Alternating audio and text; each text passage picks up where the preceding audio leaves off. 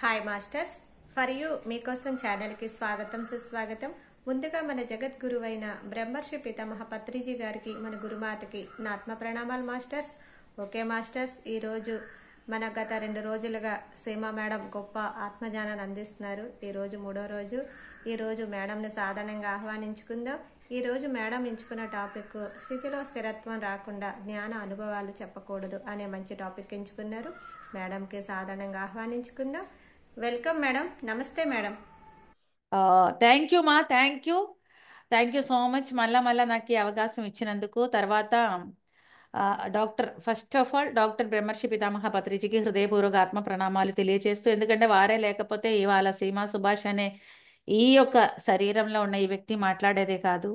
నా లోపల ఈ శరీరాన్ని నమ్ముకొని తీసుకున్న ఆ ఒక ఆత్మకి నేను ఏమాత్రం న్యాయం చేయకుండా ఈ భూమిలో నుంచే వెళ్ళిపోయేదాన్ని.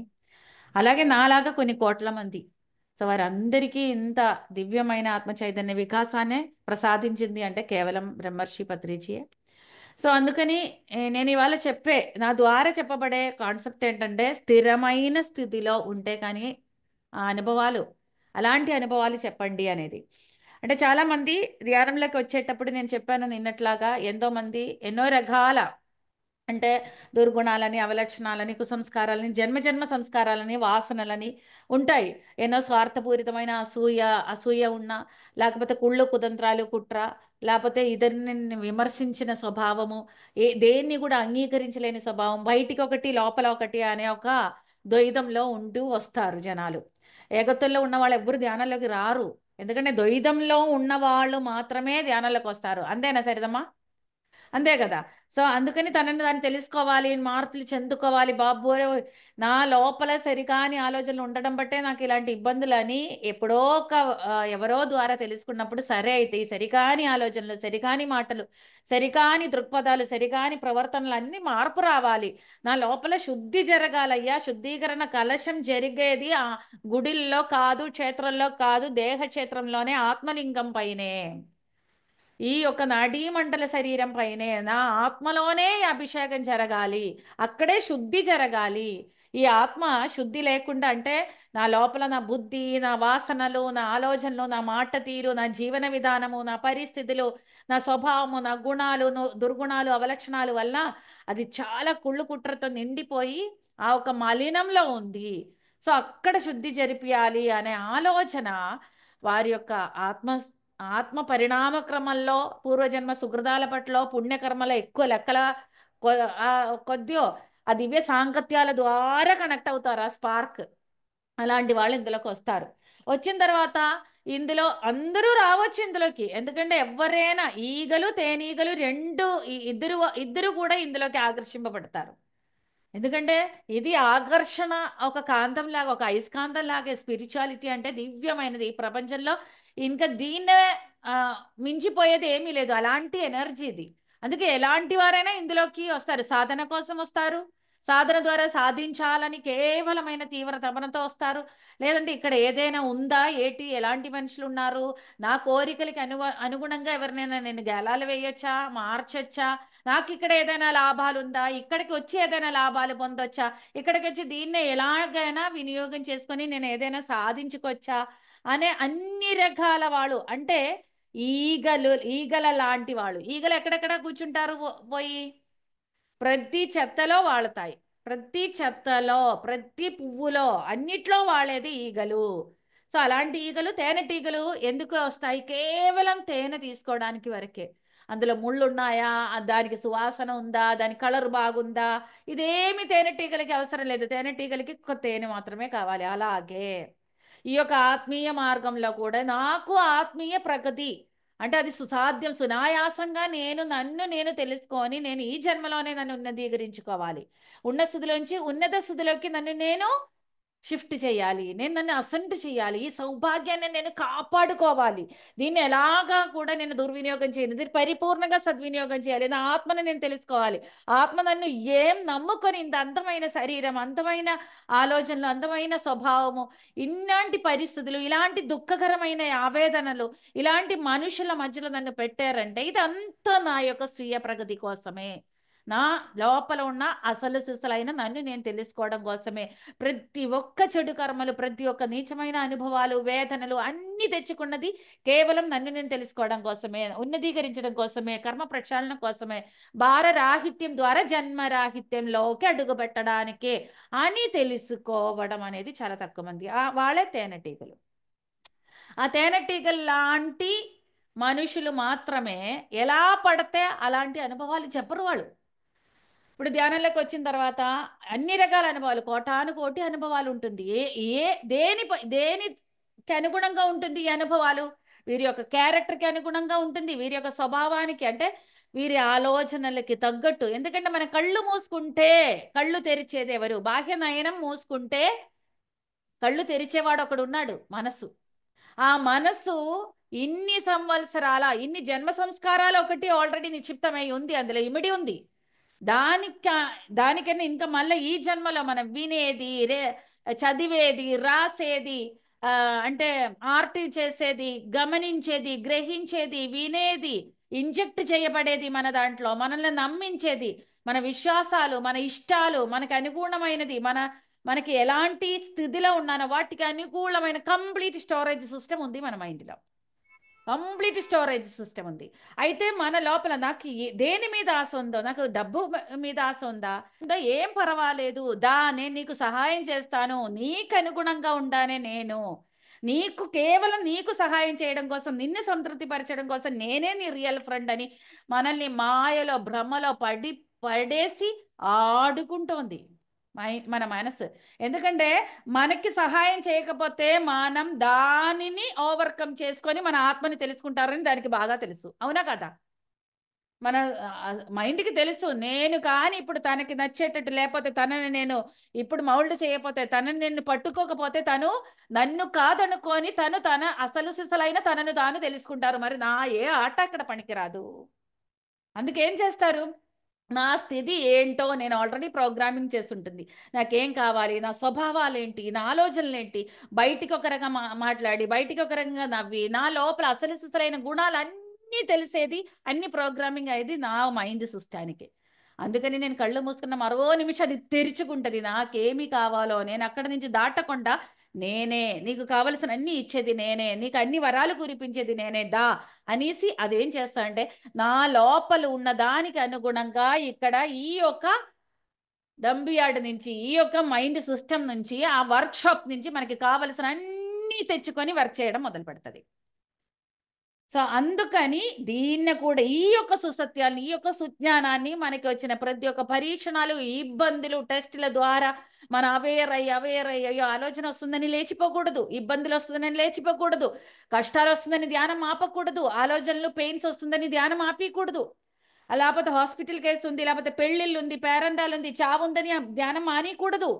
ఏ అవస్థలోనే, ఏ ఇబ్బందిలోనే, ఏ యాత్రలోనైనా, ఎలాంటి నీచ పరిస్థితుల్లోనైనా నీ శ్వాస అనే గురువుని నువ్వు పట్టుకున్నప్పుడు ఎంత శ్రద్ధ నీలో ఉంది, ఎంత తపన ఉంది, ఎంత సమయాన్ని కేటాయిస్తుంది, తనలో ఎంత వినయం ఉంది, ఎంత కృతజ్ఞత ఉంది, అస్సలు విమర్శించకుండా నా వల్ల కావట్లేదు, నాకు ఇదంతా కలిసి రావట్లేదని ఎలాంటి కంప్లైంట్ లేకుండా ఆ సమయం కోసం పరుగులు తీసి ధ్యానం కోసం నువ్వు కూర్చున్నప్పుడు ఈ మనస్సు యొక్క ఆటనే ఆకట్టుకోవడం, లేకపోతే ఆటనే కట్టివేయడానికి, ఈ మనస్సు యొక్క ఆట అనే ఏమాత్రం ఆడనీయకుండా గురి కాపాడుతుంది శ్వాస. అప్పుడు మాత్రమే శ్వాస ఒక గురు కృప మనకుంటుంది. లేకపోతే మనసు నేనే నీ గురు, నేనే నీ ఫ్రెండ్, నేనే నీ ముగుడు, నేను నీకు కావలసినవన్నీ ఇచ్చే దేవుడు అని మనల్ని నిరంతరాయంగా మోసం చేసేవాడు మైండ్. కానీ ఇది కాదు, ఇది మైండ్ చేసే గేమ్, ఇదంతా కాదు. అసలు సిసలైన సత్యం పట్ల ఎవరికైతే ఎరుక ఉందో, ఎవరైతే శ్రద్ధగా, త్రికరణ శుద్ధిగా శ్రద్ధగా అది వినాలని, అది తెలుసుకోవాలని తపనగా ఉంటుందో, దాని గురించి దివ్యమైన ప్రయత్నం సత్యసంధంగా చేస్తున్నారో వారికి మాత్రమే గురు కృప ఉండి ఈ మైండ్ అయిన రాక్షసుడిని దేవుడిలా చేయడానికి సహాయం చేస్తారు. అప్పుడు ఈ మాయావినే మాయలో పడకుండా, నా బిడ్డని నా పట్ల ఎంతో ఎరుకగా ఉంది, గురువు పట్ల ఎంతో వినయంగా ఉంది ఈ బిడ్డ, అంటే మన గురువు అంటే శ్వాస అనే గురువు పట్ల ఎంతో వినయంగా ఉంది, ఎంతో శ్రద్ధగా ఉంది, సత్యమే పలుకుతోంది, సత్యసంధంగా జీవిస్తోంది, సత్యం కోసం సమయాన్ని, సంపదని, జీవితాన్ని తను త్యాగం చేస్తోంది. అరే బాబా అని కృపా కటాక్షంతో మన ముంచెత్తుంది మన శ్వాస అనే గురు. అప్పుడు ఏ మాయలో పడకుండా ఆత్మ అనుభూతుల్లోకి, ఆత్మని తెలుసుకోవడానికి సహాయం చేస్తుంది.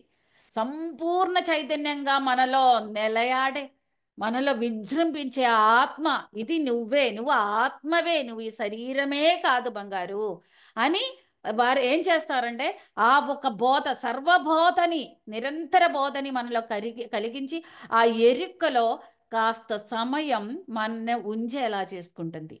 అది ఆ కాస్త కాస్త కాస్త కాస్త కొంత ఎక్కువ అయ్యేటప్పుడు మన యొక్క చైతన్య విస్తరణం సంభవిస్తుంది. మన యొక్క ప్రవృత్తి అంటే ఈ యొక్క స్వీకరించే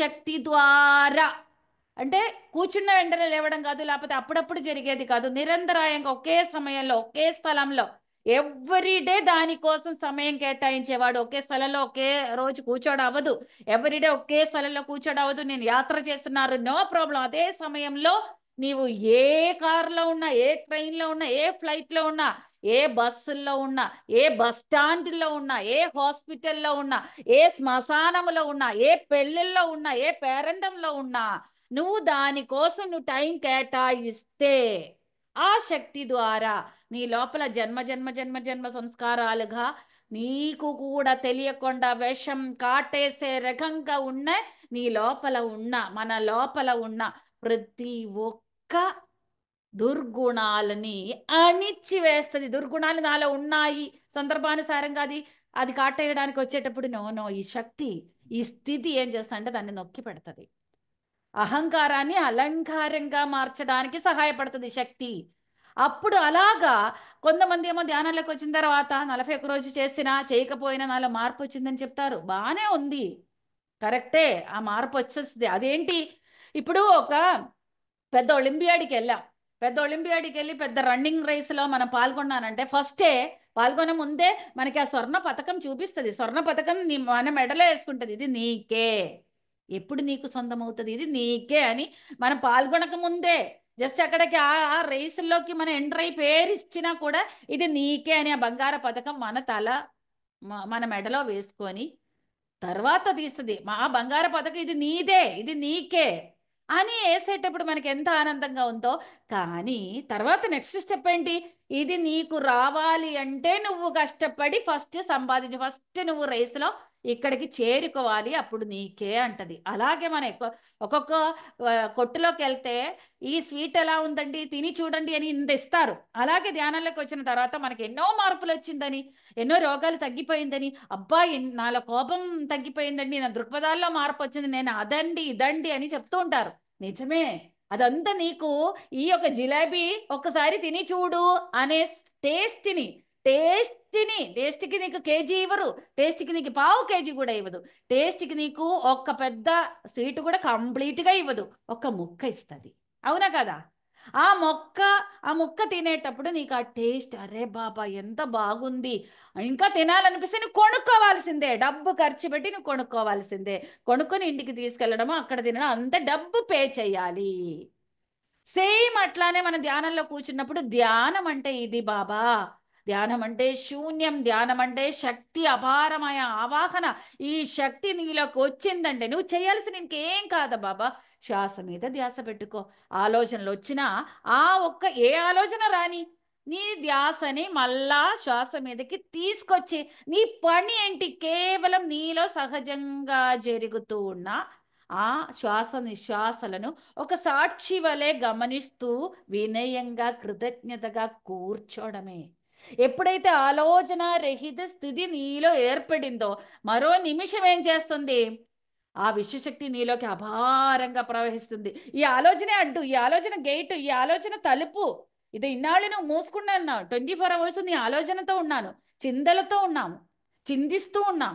కానీ ఇప్పుడు చిందలన్నీ చిందించే అంటే చిందలు చేసే, లేకపోతే చిందలు అంటే చింద అంటే ఆలోచన అనమాట. ఈ ఆలోచనలన్నీ లయం అయ్యే స్థితి నీకు కైవరింది అంటే నువ్వు కైవసం చేసుకుంది, నీకు అది స్వాయత్తమైంది. నీకు అది సహజమైపోయింది. అప్పుడు ఈ డోర్స్ ఎప్పుడూ ఓపెన్గా ఉంది. ఈ డోర్ ఓపెన్ అయిన మరో నిమిషం విషయంలో నిండి ఉన్న ఈ శక్తి ఏం చేస్తుంది? మన లోపలికి ప్రవేశించి ఆ విషశక్తి ప్రాణశక్తిగా మారుతుంది. ఆ ప్రాణశక్తి మన నాడీ మండలం వైపు పరుగులు తీసి ఎక్కడెక్కడ బ్లాక్ ఉందో, అయ్యో నాకు ఇన్నాళ్ళు దీని లోపలికి ప్రవేశించడం అవలేదే, ప్రవేశించడానికి ఒక అవకాశం దొరికింది అని పరుగులు పరుగులు పెట్టి మన నాడీ మండలాన్ని శుద్ధి చేసే పనిలో అతి సహజంగా మన ఏ ప్రమేయం లేకుండా దానది పని చేస్తుంది. అలా పని చేయడానికి మీరు ఖాళీగా కూర్చొని ఇవ్వడం అనేది ఒక అలవాటు చేసుకుంటే అప్పుడు నాడీ మండలంలో ఎక్కడెక్కడ జన్మ జన్మల సంస్కారాల్ని బ్లాక్గా తెచ్చుకొని మన లోపల ఉన్న కుబుద్ధి కుజ్ఞానము, అలాగే ఇతరుల్ని ఇబ్బంది పెట్టేది, మన ఆధ్యాత్మిక ప్రగతికి ఇబ్బందులు కలిగేది, అడ్డంకులు కలిగే అన్నిటినీ అది మెల్లిగా మెల్లిగా మెల్ట్ చేసి నీరేసి ఎక్కువ మట్టి కట్టే చోట నీరేసేటప్పుడు కొంచెం అది కదిలిపోతుంది, అంటే కొంచెం మెల్ట్ అవుతుంది, మళ్ళీ నీరేయడం ఆపేస్తే మళ్ళీ అది గడ్డ కట్టుకుంటుంది. కానీ ఇది నిరంతరాయంగా ఎవ్రీ డే ఒక సమయం దొరికేటప్పుడు అల్లా ఈ ఒక ఆలోచన రేదస్సుది ఏ ఆలోచన లేకుండా ఈ తలుపులు తీసేస్తే ఈ నీరు పరిగెట్టి ఇందులో ఫ్లో అయ్యి పడేసేటప్పుడు ఈ మట్టి చెత్త జన్మలుగా తీసుకొచ్చిన ఈ మట్టి గడ్డ, ఈ యొక్క కుళ్ళు కుట్ర, మన లోపల ఉన్న అన్ని కుసంస్కారాలు మట్టి గడ్డలా ఉంటుంది. అదంతా అలాగా కదిలి మెల్ట్ అయ్యి ఈ మెల్ట్ అయ్యే దాంట్లో మళ్ళా నీరు పడి ఈ మెల్ట్ అయ్యే ఈ మట్టి అంతా పైకి లేసి అది బయటికి ఫ్లో అయిపోతుంది. ఇది నిరంతరాయంగా జరిగేటప్పుడు ఏమాత్రం మట్టి లేని శుద్ధంగా అయిపోతుంది. అప్పుడు మనలో విశేషమైన మార్పు వస్తుంది. అది స్థిరమైన స్థితి అని అర్థం. అంతవరకు ఎప్పుడో కొంచెం ఇలా లోపలికి వచ్చేటప్పుడు టేస్ట్ ఎలా ఉంది, జిలేబీ ఇంత ఇస్తుంది, అరే బాబా ఎంత బాగుంది, ఆ నెయ్యి ఉందా, అది ఎలా అనిపించిందో, ఎంత టేస్ట్గా ఇచ్చిందో, అబ్బా స్వీట్ అయితే ఇంకా చెప్పలేనండి, అదొక ప్రత్యేకమైన రుచి వచ్చిందండి అని చెప్తాం. కానీ అది పూర్ణంగా మనం భుజిస్తే అది ఎంతవరకు మనం అది పరిపూర్ణంగా తీసుకుంటే ఇతరులకి పంచిపెట్టడానికి పనికి వచ్చు, ఇతరులకి అది దాని గురించి చెప్పొచ్చు, ఇది తీసుకో, ఈ టేస్ట్ ఇలా ఉంటుంది, ఆ టేస్ట్ మనం పరిపూర్ణంగా మనకి ఆస్వాదించి మనకి కావలసినంత తీసుకున్నప్పుడు సంతృప్తి అనేది వస్తుంది. అలాగే మన స్వ అనుభవంలోకి మనం చిన్న ధ్యానానికే మనకి అనుభవాలు వస్తాయి. ఇవాళ చెప్పేది ఇంకొకసారి మనం చెప్పిన మరో నిమిషం ఎక్కడికి వెళ్ళిపోయింది, ఇది యూనివర్స్లోకి వెళ్ళిపోయిందంటే ఏంటి అర్థం? నేను పరీక్ష రాయడానికి ఇదిగో సిద్ధంగా ఉంది, టీచర్ చెప్పిన క్లాసులన్నీ నేను విన్నాను, ఇదిగో సిద్ధంగా ఉన్నాను అని అర్థం. సిద్ధంగా ఉన్నాను అంటే వెంటనే టీచర్ ఏం చేస్తారు, పరీక్షలు పెడతారు. సేమ్ మనం ఏది పడితే అది అనుభవాలుగా మనం చెప్పేటప్పుడు చెప్పొచ్చు. ఎలా చెప్పాలి? అది ధ్యానం చేసేటప్పుడు ఇలాంటి అనుభవాలు వచ్చాయి నాకు అని చెప్పాలి. నాలో ఈ మార్పు వచ్చిందండి. Again not this point, differentiation between this and this అంటే ఏంటి? నాకు ఈ అనుభవాలు వచ్చాయండి చెప్పడం వేరు, నాలో ఈ మార్పు ఖచ్చితంగా వచ్చిందని చెప్పడం వేరు. అర్థమైందా? డిఫరెన్స్ అర్థమైందా? అంటే అనుభవాలు ఎలా చెప్పాలి? నాకు ఈ అనుభవాలు వచ్చాయండి, నాకు ఇన్ని అనుభవాలు వచ్చాయి అని చెప్పొచ్చు. అలాంటప్పుడు అది వినేటప్పుడు ఆహా అలాంటి అనుభవాలన్నీ అది సహజంగా వస్తాయా, సరే, అప్పుడు వాళ్ళకి భయం ఉండదు, సంశయం ఉండదు, ఇది అందరికీ వచ్చాయట, వస్తుందట, కొటానుకొటి అనుభవాల్లో ఇది కూడా సర్వసాధారణంగా వస్తుందట, అయితే నేను ముందుకు వెళ్ళిపోవచ్చు అని చెప్పడానికి దోహదపడేది.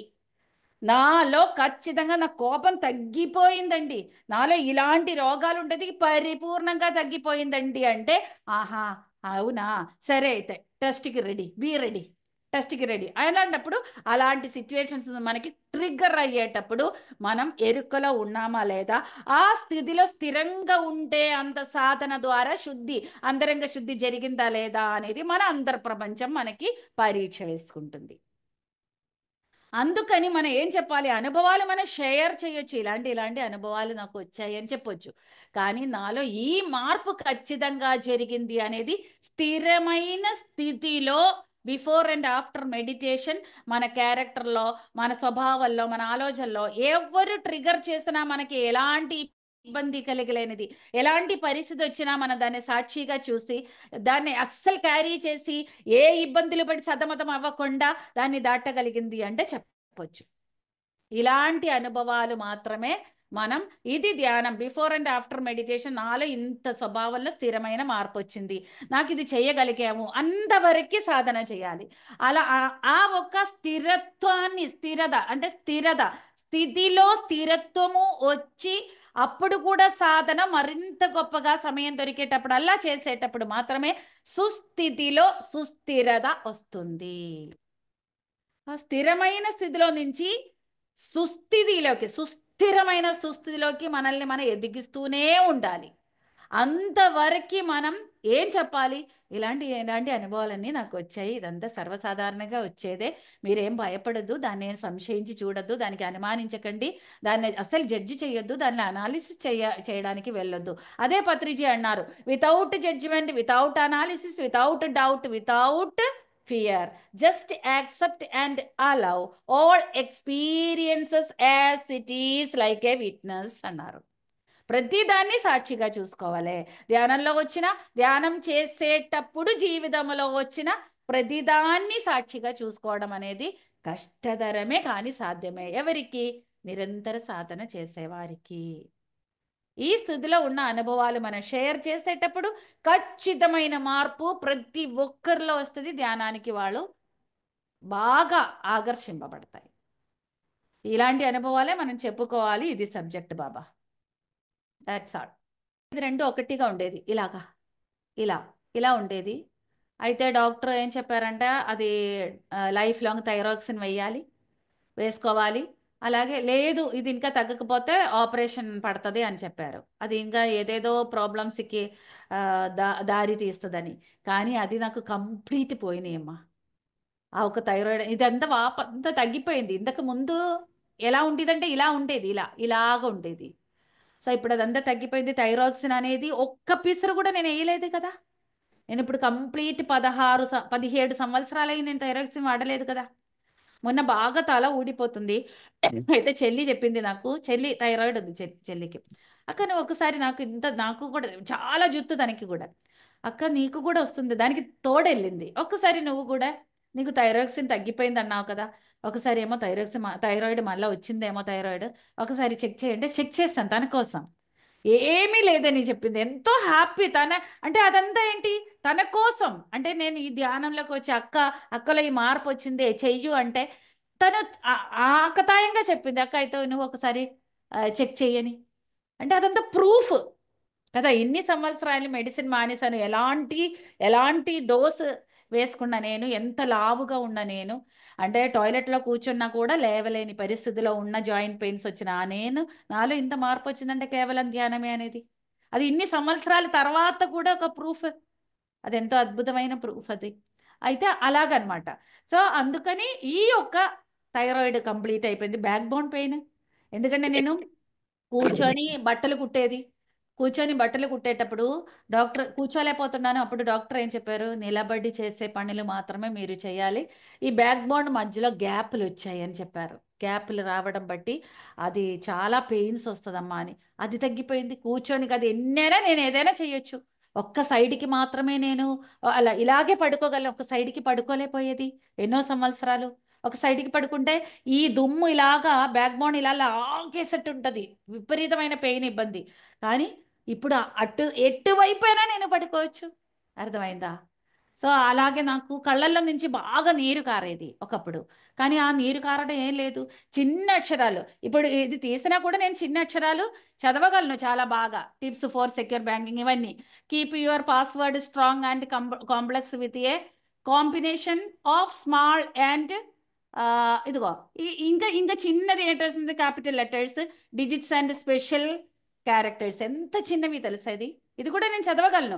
కానీ నాకు ఐబ్రోస్ తీసేటప్పుడు, నేను బ్యూటీ పార్లర్ నడిపేటప్పుడు ఈ ఈ వెంట్రుకలు మనకి కనిపిస్తాయి, కానీ చాలా నైస్గా ఉన్నది స్కిన్కి టచ్ అయి ఉంటుంది. వాళ్ళు ఏం చేస్తారు, సీమ మేడం ఇదిగో ఇది తీయండి అంటారు.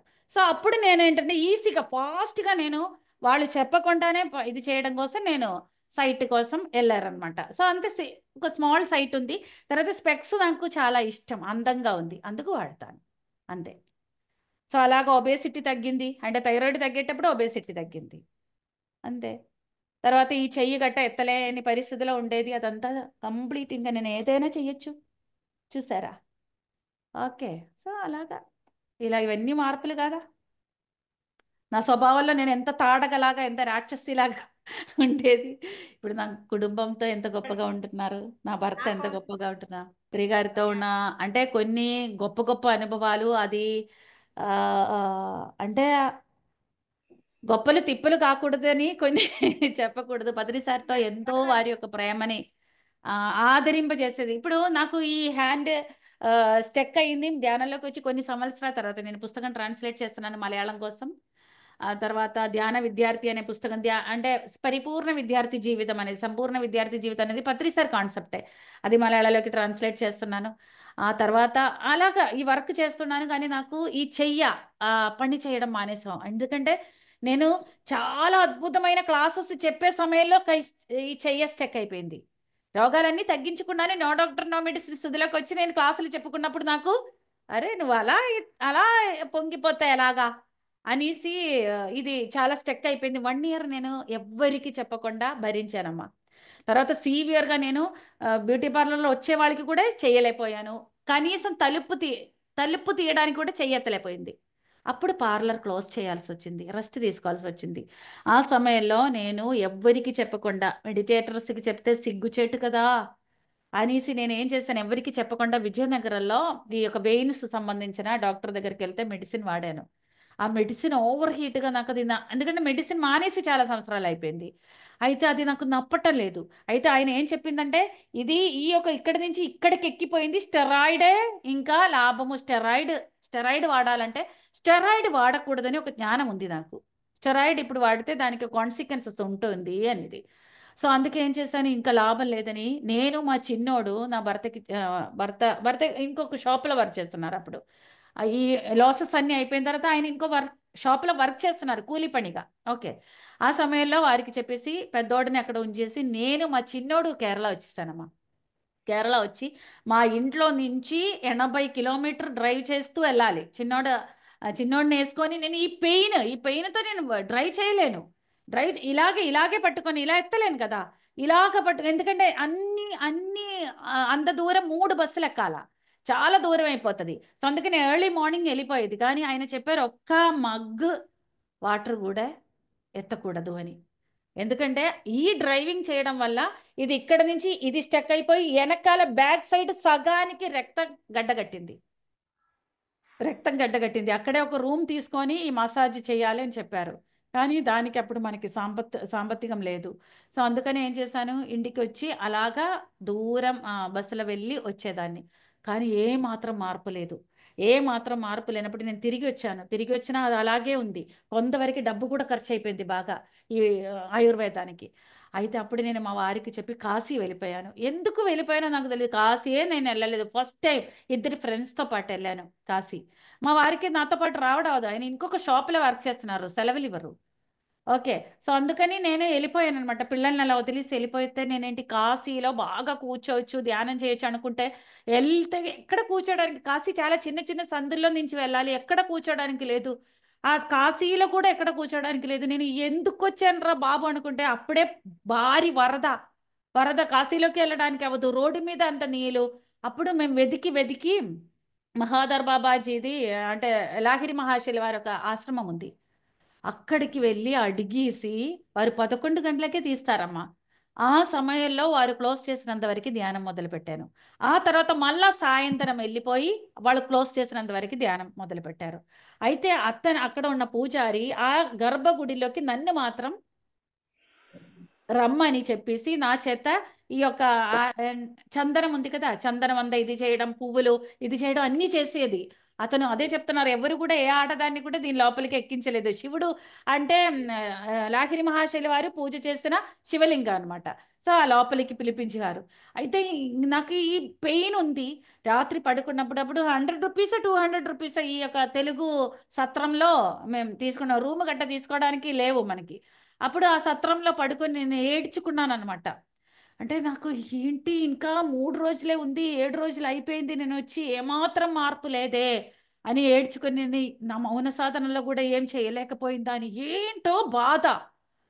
అంత నరకంగా, అంటే జుత్తుగట్ట కట్టలేకపోయాను అస్సలు, ఎలా పడితే అలా ఉన్నా. అప్పుడు కలలో వచ్చేట పత్రిజ ఎప్పుడు కూడా మనతో ఏం మేడం ఏంటి సంగతి అంటే హ్యాపీ సార్ అంటారు. అప్పుడు కలలో వచ్చి ఏం మేడం ఏంటి సంగతి అంటే, నా వల్ల కాదయ్యా, నా ఫస్ట్ కలలో నేను చెప్తాను, నేను చచ్చిపోతున్నా నీ పెయిన్తో, ఈ చేతులతో ఎన్నో ఘోరమైన పాపాలు చేశాను, నా పిల్లల్ని ఘోరంగా నేను చాలా బాధ పెట్టాను, ఎన్నో క్రూరంగా హింసించిన చెయ్యు, తర్వాత పాముల్ని చంపాను, తర్వాత ఎన్నో నీచమైన పనులు దీంతో చేసి ఉండొచ్చు. సో అన్నీ ఇప్పుడు నేను అనుభవిస్తుందయ్యా, నేను ధ్యానం చేసి అందరికీ గొప్ప గొప్ప అనుభవాలు చెప్పి నేను ఇప్పుడు ఏ అనుభవం చెప్పలేని పరిస్థితిలో వచ్చింది. ఇంకా నన్ను చూస్తే ఈ ధ్యానాన్ని కూడా అవమానిస్తారేమో జనాలని అరుస్తూ ఏడుస్తుంటే, ఇంత ఎత్తులో కూర్చున్న పత్రిజీ నా చేయి పట్టుకొని కిందకి లాగా గెంది నా చేయి పట్టుకొని ఒక గదిలోకి తీసుకెళ్ళిపోయారమ్మా. గదిలోకి తీసుకెళ్ళి నేల మీద పడుకోబెట్టారు.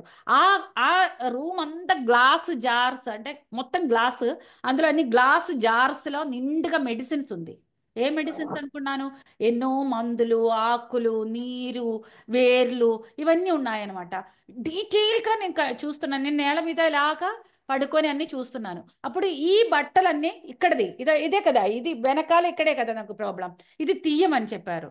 తీసేటప్పుడు తీసి నేను పడుకున్నప్పుడు చాలా మన సొసైటీలో కొంత హైఫై టీమ్స్ ఉన్నాయి. సో ఆ లేడీస్ అందది వీడియో తీస్తున్నా. అప్పుడు నేను వాళ్ళకి చెప్పాను, అంటే నేను బట్టలు లేదు నాకు, మీరు వీడియో తీయకండి అని చెప్తే వాళ్ళు ఆపటం లేదు, తీస్తూనే ఉన్నారు. అప్పుడు పత్రి సార్ ఒక్క చూపు చూశారు వాళ్ళని, అప్పుడు అక్కడ స్టాప్ చేశారు. అది అంటే అంత క్లారిటీ అనమాట. ఆ తర్వాత ఒక 2 గంటల సేపు నా చుట్టూరు మెడిసిన్స్ అలా పెట్టేశారు. ఆయన చేసిన తర్వాత ఆ ఒక్క ప్రాసెస్ ప్రతిదీ నాకు అర్థమవుతోంది. మరుసటి రోజు ఉదయాన్నే 5 గంటలకి నేను లేచి, మామూలుగా అంటే నేను ఈ భాగంలోంచి మెల్లిగా లేసే వ్యక్తి ఈ భాగం నుంచి లేచిందనమాట. లేచిన తర్వాత ఈ జుత్తు ఇలాగ కడుతుంటే ఇదేంటి చెయ్య, అంతగా ఆనందానికి లోనైపోయి వీళ్ళందరినీ లేపేశారు. లేపేసిన తర్వాత ఏంటయ్యింది, ఇది ఒక బ్యాగ్ కూడా పట్టుకోలేను నేను. అలాంటిది వాళ్ళకి నమ్మలేనంత. నా ఇంటికి వచ్చేటప్పుడు అక్కడ నుంచి ఒక 3 బ్యాగులు పర్చేస్ చేసి, అంటే అక్కడ కొంచెం తక్కువలోకి వచ్చిన ఈ యొక్క బెడ్షీట్లు అవన్నీ ఉన్నాయి, అవన్నీ కొన్నానమాట. అదంతా వేసుకొని వచ్చాను. వీళ్ళందరూ స్టన్, నా కుటుంబంలో ఉన్న వాళ్ళు స్టన్. బ్యూటీ పార్లర్ మళ్ళా ఓపెన్ చేశారు. అలాంటి దివ్యమైన మిరాకల్ హాస్టల్ సర్జరీ చేశారమ్మా. సో పత్రిజీ అలా ఎంతో మందికి, అంటే దీనికి చేస్తే దీని ద్వారా ఏ అనర్థాలు జరగదు, ఈ భూమికి ఏ ఇబ్బందులు జరగదు, దీని ద్వారా మంచి జరుగుతుంది అనుకున్న వారందరికీ కూడా వారు నాకొక్కళ్ళకే కాదు ఎంతో మందికి హీలింగ్ చేశారమ్మ. ఇంత వినయంగా, మరింత ఆదరణగా వారు చెప్పేదాన్ని ప్రపంచానికి అందించే ప్రయత్నంలో నా జీవితాన్ని సమర్పించింది. ఓకే, పత్రిసారితో మరి బాహ్యంగా ఉన్న అనుభవాలు చాలా అద్భుతంగా ఉంది.